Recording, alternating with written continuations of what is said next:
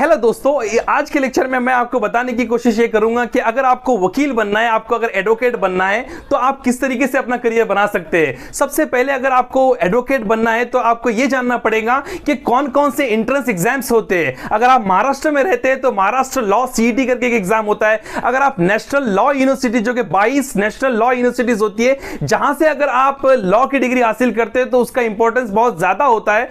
उसको national law university में आपको एडमिशन चाहिए तो आपको क्लैट का एग्जाम देना पड़ता है, जो कि एक नेशनल लेवल का एंट्रेंस एग्जाम होता है। सिमिलरली एक LSAT करके एक एग्जाम होता है लॉ का, वो अगर आपको देना है तो वो भी एक नेशनल लेवल का एक बहुत बड़ा एग्जाम है। सिमिलरली सिम्बायोसिस का भी एक लॉ का एक टेस्ट, एप्टीट्यूड टेस्ट होता है, अगर आपको सिम्बायोसिस में एडमिशन चाहिए। सिमिलरली आपको डिफरेंट अलग अलग स्टेट के अंदर तेलंगाना, कर्नाटक में जाना है तो वहां के एंट्रेंस एग्जाम आप दे सकते हैं और लॉ में एडमिशन ले सकते हैं। लॉ एक्चुअल में दो तरीके का होता है। अगर आप 12 के बाद लॉ करना चाहते हैं तो 5 साल का इंटीग्रेटेड लॉ होता है, उसको हम लोग बीएससी LLB या बीकॉम LLB या BLLB की डिग्री, आपको इंटीग्रेटेड डिग्री मिलती है 5 साल की।